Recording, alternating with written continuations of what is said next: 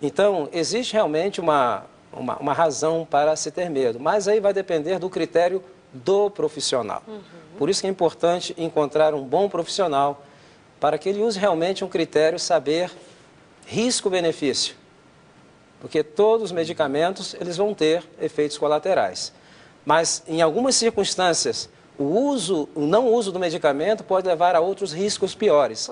Então, tem que haver um equilíbrio com relação a risco-benefício e, na realidade, vai depender muito do profissional. E nesse caso do menino de 7 anos, doutor César, especificamente, tem um filho de 7 anos que tem pânico com barulho de foguete. Já passou por vários profissionais e agora, então, foi indicado para ele tomar medicação. Eu penso, quer dizer, eu não sei o que foi feito com esses profissionais. Se chegasse a mim hoje um pai ou a mãe com essa história, contando isso aí, o que eu recomendaria seria, claro, ver quando foi a última avaliação clínica pediátrica feita com essa criança, em que se avaliaria tudo, tireoide e tudo mais. Em segundo lugar, eu recomendaria uma psicoterapia cognitiva, comportamental intensiva para essa criança. E se não funcionasse, dentro de 30 dias, não tivesse nenhum resultado, aí então uma avaliação medicamentosa para ver se seguraria temporariamente esse excesso de medo, né? Como é uma terapia comportamental nesse sentido? Usando a fala que o doutor César citou, essa terapia, como que ela se dá? Para as pessoas entenderem como acontece uma terapia cognitivo-comportamental. Bom, no caso específico aí, que ele tem um medo, né, em relação aos foguetes, o objetivo final seria aproximar essa criança desse estímulo que ela tem, esse medo, né, que assusta. Então, gradativamente, esse estímulo seria aproximado dela, começaria de uma forma muito simples, né, inclusive por ser criança brincando com ela, para que esse estímulo deixasse de ser algo assustador, né, algo ruim, para se tornar algo neutro, né, nem algo legal, algo neutro mesmo, que não assusta. Então, né? vai trabalhando a ideia dos foguetes, mas de um modo lúdico, até que essa coisa aconteça com ele de maneira natural. Isso, inclusive iria se investigar quando que isso começou. Aconteceu um trauma, foi numa festa, um réveillon, alguma coisa que assustou, a criança era muito pequena. Existem casos assim, que a criança se assusta muito cedo num réveillon. Agora, como que se dá isso? Ele tem 7 anos, tem medo de barulho de foguete, soltou rojões, ele tem medo. Aí o profissional passou para ele a medicação. Ele vai tomar essa medicação sempre que ouve o barulho do foguete? Ou ele toma... Como é que acontece? Não, provavelmente a medicação de uso sistemático, diário, né? Mas o foguete é só fim de semana, de vez em quando. Mas o barulho, não. É que a questão é a seguinte, é que eu imagino que esse colega aí fez, né? É que essa criança tem uma fobia, né? Uma fobia que talvez esteja limitando. Aí não tem mais informações, às vezes uma fobia começa a limitar muito. Fala em fobia aí não, né? Não. O medo excessivo, o medo de foguete. Então, às vezes, os medos, inclusive tem os medos universais da criança, né, Silmar? Né? Eu sempre esqueço o terceiro. Um é medo de ficar sozinho, o outro é medo de escuro e o outro esqueci. Toda criança de qualquer cultura, qualquer país, qualquer classe social tem esses medos universais. Então, são naturais. Agora, quando um medo, e nós temos medo de algumas coisas, de andar em cidades grandes com a violência, tudo esse assalto. Agora, quando o medo começa a ficar bloqueador das minhas atividades sociais, então já passa a ser uma fobia, porque está exagerado esse medo, né? Perdeu a função de te proteger. Perdeu a função de proteção, já passa a ser um bloqueio. Então, essa criança aí, talvez, será que ela ficou, por exemplo, deixou de ir à escola, ou começou a ter alterações do alimento, ou voltou a urinar na cama por causa do medo, né, que é uma enurese noturna que é mais comum em depressões, né, de criança. Então, talvez o colega tenha visto alguns sinais de exagero desse medo no comportamento diário dessa criança, que não tem a ver só com o dia que solta o rojão. Exatamente. Né? E aí, então, medicou para ver se essa criança tem essa baixa dessa ansiedade e volte a um controle emocional, mesmo com o uso de uma química, para a criança poder funcionar, até que uma terapia, espero que tenha se indicado uma terapia, possa ajudar essa criança, como ela falou, a descondicionar, a dessensibilizar desse excesso de medo. Então, pode ser até que caiba realmente aí essa medicação. Mas é importante que esteja associada com a terapia. Não, mas tem que ter, porque a medicação não muda a pessoa. A medicação segura o sintoma, mas mudar a pessoa não muda. Uau. Trabalhar na raiz do problema. Darleide, é interessante porque pode parecer uma bobeira, assim, só vai acontecer quando tiver um rojão. Mas, por exemplo, essa criança ela pode começar a ter problema nos relacionamentos, limitar, porque no aniversário ela não vai, porque tem medo quando estoura a bola. Né? Eu conheci um caso assim, de uma criança de 7 anos também, que não ia em aniversário porque na hora de estourar a bola era um desespero aqueles estouros para ele. Né? Então, isso pode afetar a vida. Vai crescer e não vai numa festa porque corre o risco de soltarem fogos na festa. Isso vai afetando a vida, né? Como o doutor falou, deixa de ser um medo e passa a limitar uma série de atividades da pessoa. Ok. Então, fica aí o recado para os pais. Siga a orientação dos profissionais. Que a medicação tem efeito colateral? Tem. Só que se foi diagnosticado, se está sendo bem acompanhado, se você confia nos profissionais que estão acompanhando o seu filho, há uma necessidade, então, é o caso de atender. O senhor quer dizer alguma coisa? Sim. É que, nesse caso, por exemplo, nós não sabemos, como mencionou o doutor César, o tipo de avaliação que foi feita pelo profissional para justificar somente o uso do medicamento. Mas a psicoterapia ela é altamente indicada. E, às vezes, o problema é que alguns profissionais, por exemplo, querem resolver tudo somente com medicamento. Não estou falando que esse é o caso, que nós não sabemos. Claro. Mas existe uma tendência hoje a usar medicamentos para tudo. Por quê? Porque uma psicoterapia é uma coisa que leva um certo tempo para começar a gerar um efeito. E o medicamento, ele dá aquele efeito mais imediato, ainda que seja sintomático, mas dá um resultado. E a psicoterapia realmente é algo que tem que ser mais trabalhado um período maior de tempo. Então, talvez seja essa tendência a medicar tudo. Porque é mais fácil, né? É mais fácil você pegar a receita, vai na farmácia, compra a caixinha do remédio, chega em casa, tira, bota na boca e acha que vai ficar feliz e vai resolver tudo, né? É mais fácil. E as indústrias farmacêuticas, elas jogam pesado para gerar essa ideia, né, de que você vai ser feliz com bioquímica na cabeça, né? E não é verdade, né? E a psicoterapia vai exigir um pouco dessa mãe também. Um pouquinho de trabalho, talvez, com essa criança. Alguém escreveu aqui dizendo assim, minha esposa linda tem fobia de sapo. Ela fica fora de si quando vê um bicho verde a 10 quilômetros de distância. Como faço se o sapo já virou príncipe?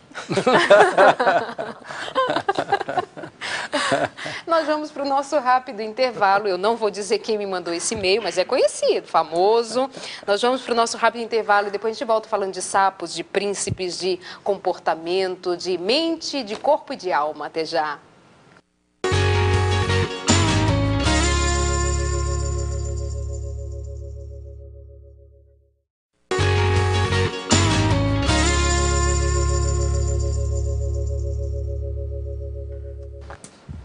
Vamos continuar aqui o nosso programa, Felizes da Vida, com sua participação, tanta gente perguntando. Claro que seria bem melhor se nós estivéssemos tratando aqui somente de felicidade, de casos de alegrias, de sucesso em família, mas existem dificuldades sérias na vida de muita gente, incomodando a tanta gente, incomoda a cada um de nós, cada um tem os seus pesares, suas dificuldades. Agora, o que a gente não pode fazer é esconder-se dos problemas e deixar que eles sejam maiores que a gente, deixar que eles nos tomem e que isso gere sobre nós um peso infinito. Precisamos sim ir buscar ajuda. Você que está mandando perguntas, compartilhando com a gente aqui os seus medos, as suas dificuldades, sejam elas suas ou de alguém que você ame. Muito obrigada pela parceria. Você está realmente entendendo o objetivo desse programa. E tem gente aqui mandando perguntas muito relacionadas a crianças, crianças com medo, crianças com angústia, crianças com fobias, enfim, deixando os pais muito preocupados. Uma mãe escreve aqui pra gente, diz que ela tem um filho de 6 meses e esse bebê não aguenta, não suporta ficar com ninguém, não gosta de ouvir músicas, não gosta de ouvir gente cantando parabéns para você, por exemplo, não gosta de ouvir conversas altas. Desde o primeiro dia, ela diz que tenta acostumá-lo com movimento, com gente conversando em torno, mas ele sempre chora. E ela pergunta, será que isso pode representar alguma coisa? Será? Será? O que acontece? As crianças têm, os filhos dos mesmos pais têm respostas emocionais diferentes, né? Cada criança nasce, como se chama em inglês, com coping skills, quer dizer, com uma capacidade. Toda criança nasce com um kit de sobrevivência. Todos nós nascemos com um kit de sobrevivência. Lembra um tempo atrás aí que teve alguém que ganhou dinheiro aí no governo, ganhou dinheiro, tem que botar no carro o kit de primeiros socorros? Teve um lance tempo atrás aí que exigiu, aí vendeu para a Juchu, depois acabou, não sei se acabou. Então, ali tinha... O fato é que o senhor não tem mais no carro. Eu não tenho mais no carro. Então, ali tem esparadrapo, gás, então toda criança nasce com um kit de sobrevivência, tanto do ponto de vista biológico, físico, quanto emocional, mental. Só que algumas crianças nascem com um kit de sobrevivência mais completo do que outras crianças, que tem um kit menos completo. Tem um texto dessa autora, que eu gosto muito dela, chama-se Ellen White, essa educadora americana, um texto que eu acho assim felicíssimo, porque ela fala assim nas minhas palavras. Depois, quem quiser aí pode mandar e-mail que eu encontro o texto e mando. Ela fala que tem pessoas que têm lutas interiores que outras não têm metade disso. Então é isso, são crianças que nasceram com um kit mais deficitário, vamos dizer assim, e que talvez são crianças muito sensíveis e que então os mesmos efeitos estressores que afetariam o seu irmãozinho de uma forma, afetam essa criança de uma maneira exacerbada, aumentada, né? Então não sei se é o caso de uma criança assim, ou se essa mãe e pai, os dois ou um dos, é super protetor, e desde que o bebezinho já estava na barriga, já, não fala alto, não sei o quê, não toca aqui, não mete na minha barriga. Sabe, às vezes a mãe é super protetora e não deixa a criança se expor em situações que tem que se expor, até para desenvolver a imunidade, para desenvolver a segurança, para aprender que ali é frio, ali é quente e tal. Claro, com limites para não botar o dedo na tomada, né? Mas... Então tem que pensar, eu estou pensando nisso aí, não é o caso dela, ela disse que sempre quis acostumá-lo com barulho, etc. Mas deve ser uma característica dele, é muito cedo para a gente fazer algum diagnóstico, então? Muito novo esse 6 meses? 6 meses. Né? Talvez seja necessário observar, Observar, essa é a palavra, não mais observar. E se chegar a um ponto em que realmente, como a Karine mencionou no bloco anterior, que essas coisas, à medida que ela cresce, começam a interferir na vida dela de criança, no relacionamento, em brincar com os amigos, aí sim. Mas as crianças são diferentes.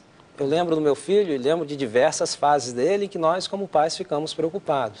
Mas era aqueles instrumentos que ele tinha para lidar com determinada situação. Eu acho que o mais importante, talvez, nesse momento, como é uma criança muito novinha ainda, é essa mãe ficar tranquila, ela com ela mesma. E aí ela vai passar uma tranquilidade para essa criança, né? Ao invés de, ai meu Deus, por que ela está assim? Aí sacode a criança, aí não sei o quê. Não, sabe, calma você, espera um pouquinho, está muito cedo e vamos ver um pouquinho mais Pode ser adiante, só um pouquinho né? de manha, né? Um pouquinho de manha. Pode ser. Pode ser. Mas é o caso de observar, sim, afinal de contas, não pode ouvir barulho, não pode ouvir uma música, não pode nada, realmente deve ser um fator estressante para ela como mãe, né? Fácil não é não, né, amiga? Já basta o bebê acordar amanhã a noite inteira, várias vezes, enfim, realmente é uma situação complicadinha, mas fica difícil fazer um diagnóstico diante do que você apresenta a partir da idade dele, 6 meses, mas continua observando, continue de olho, não custa nada. Aquele menino de 20 anos talvez tenha começado bem cedo e alguém não observou, né? Aquele rapaz que nós falamos anteriormente. Tem gente curiosa, quer saber. E a moça que tem medo do sapo a 10 quilômetros de distância, o bicho verde, que está bem longe? Como é que faz? Tem gente que está com medo mesmo, né? Tá bom, estão pedindo, a gente fala sobre esse caso do sapo, do bicho verde. A 10 quilômetros? Exagero do marido, né? Que exagero, o marido adora exagerar. Mas, enfim, ele pergunta... Eu vou até deixar bem claro que não é meu marido que está perguntando, não, né? Alguém está dizendo, Alê, será que é seu marido? Não é, não. Minha esposa linda tem fobia de sapo. Ela fica fora de si quando vê um bicho verde a 10 quilômetros de distância. Acho que ele quis dizer isso para dizer o quanto ela tem medo. Você tem medo de alguma coisa, doutor? Todos nós temos nossos medos, né? O medo, ele é um mecanismo de sobrevivência na realidade. Se não houvesse medo, a nossa expectativa de vida seria reduzida drasticamente. Mas o medo fóbico você não tem. Exatamente. O problema é o medo irracional. É um medo que se torna um medo irreal, se torna uma fobia, né? Então, eu acho que eu não tenho... Já tive algumas fobias, mas... Curei, graças a Deus. Que bom. Como é que faz um caso de fobia desse tipo, Karina? Olha, de animal... qualquer coisa. A fobia em geral, né? Medo de aranha. Tem uma amiga que morre de medo de aranha, ela fica vermelha de medo. Então, quando a gente estuda psicologia, a gente precisa mexer com ratinho também, verdade. né? E tem alunos que têm medo, então o professor tem que já desensibilizar ali. Sensibilizar. O trabalho é de sensibilização.